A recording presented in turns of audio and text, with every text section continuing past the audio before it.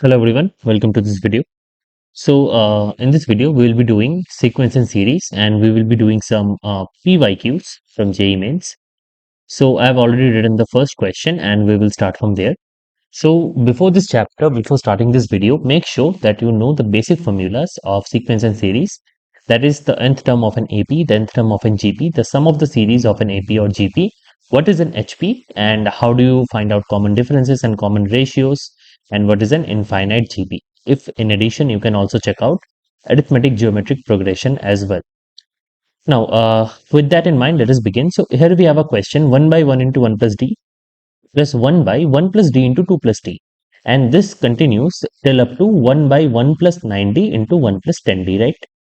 Now, you can already note that these terms are in arithmetic progression, the pairs, right? So, it's 1, 1 plus d, then 1 plus d, 2 plus d, and all the way up to 1 plus 9d, 1 plus 10d. And we also need to understand key inside with this sum, we have to only find out the value of 50d and nothing else. So, what is the concept here? So, the concept is going to be important. The concept for this question is what how I would solve it is simply write in summation form. So we would like to write in summation form, and from there we would be trying to evaluate it easily by using partial fractions. Use partial fractions. I will explain both of those things and how to do them. So even if you do not understand completely or you do not feel comfortable in partial fractions, you will be feeling comfortable in them after this video. Okay. So let's see. Let me call the sum as s. So for writing in summation notation, notice the first term is 1 plus 0d. So I will start k from 0 and I will get it up to 9. And here I will write 1 plus kd, correct, and into 1 plus k plus 1d. This is my summand, right? Now if you put in the values of k periodically here, you will see you get all of this 10 terms. Now notice this has now these two terms. Let this be alpha and let this be beta. Okay. Why is this important? In partial fractions, if you have something in the denominator more than two factors or even two factors, you simply check if the factors have a constant difference. Let us go to here and see what I mean by that. So alpha I have denoted as 1 by actually I have only denoted as 1 plus kd, right?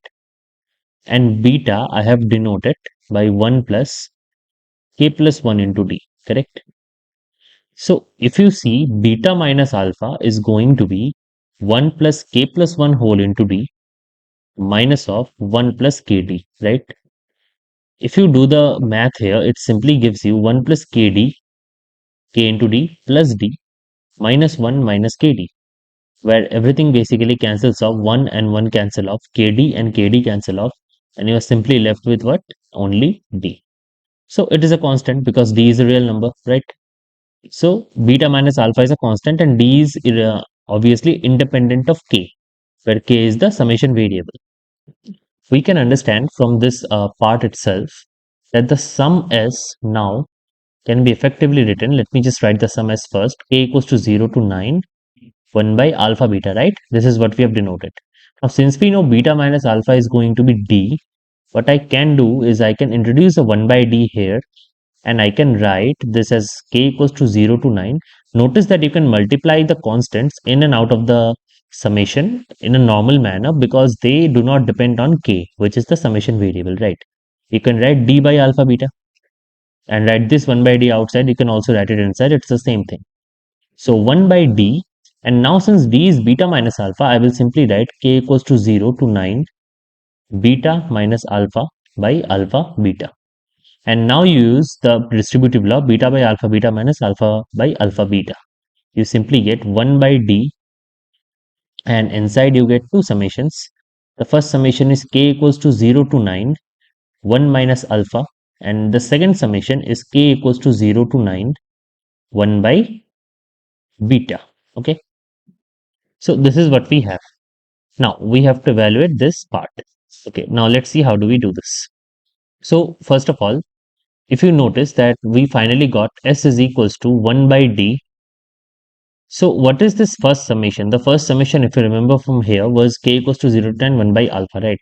So if I just put in the values here of alpha and beta, I will simply get k equals to 0 to 9, 1 by 1 plus kd minus k equals to 0 to 9, and now I will get 1 by 1 plus k plus 1 into d, correct? Close the bracket. So now if you were to simply expand out these sums in a normal manner, so if you just expand this out term by term to just to see clearly what's going on, you would see that this is nothing but 1 by 1 plus 1 by 1 plus d plus 1 by 1 plus 2d and all the way up to 1 by 1 plus 9d. Okay, and minus here you will have 1 by 1 plus d plus 1 by 1 plus 2d and all the way up to 1 by 1 plus 10d, correct? Now, if you notice carefully, the terms 1 by 1 plus d, 1 by 1 plus 2d, and all the way up to 1 by 1 plus 9d all get cancelled with this minus terms correspondingly. Just before this, there was a term which is 1 by 1 plus 9d as well, right? That also gets cancelled. So what is left, we can write down that we are only left with 1 by d, and so this term survives, right? 1 by 1, so it's 1, and this term survives, so minus 1 by 1 plus 10d. This is our final answer. Now it is given that s is 5, right? So I can simply write s is 5, and now therefore 5 should be equals to 1 by d, and now do the LCM. 1 plus 10d, you get 1 plus 10d minus 1.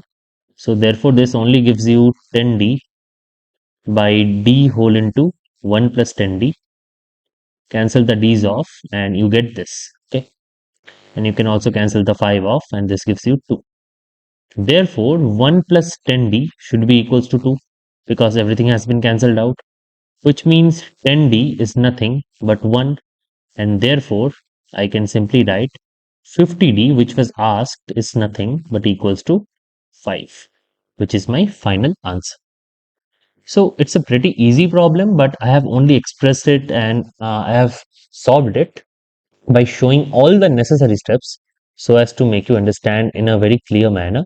But of course, once you practice this enough, this kind of questions, this would come as a natural to you. You won't be able to, shouldn't have to spend much more time in this kind of questions. And obviously, you don't have to show the steps as well. So again, we have a question where we have GP of positive terms. The sum of the second and sixth term is 70 by 3, and the product of third and fifth terms are 49. These are the only two given info we have, and we also know that it's a GP of positive terms. We simply need to find the sum of T4 plus T6 plus T8. Therefore, T2 plus T6 should be 70 by 3. Right. Now, you can understand that in a GP, so what is the concept initially, right? So we have to first find out what is the concept behind this question. So the concept is very simple. You know that nth term of a GP, nth term of a GP is basically a r to the power n minus 1. Okay. Well, what are this a and r? So a is nothing but the first term. A is the first term and r is the common ratio. Correct. So this is how GPs are there. This is how you find out the nth term of a GP, right? Now, once you have this at your hand, you can simply now understand that T2 plus T6 only corresponds to a series of equations, right? So let me go here and write down that T2 plus T6, T2, so number 1 is what we are working with. T2 plus T6 is equals to 70 upon 3.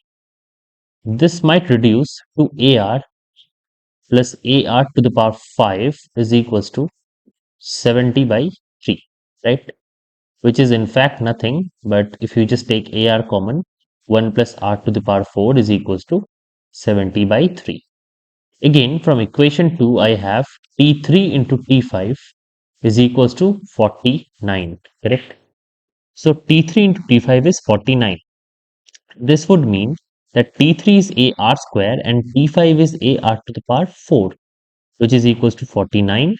This would give me A square r to the power 6 is equals to 49, and I can take the root on both sides and I can take the positive root because it's a GP with positive terms, right?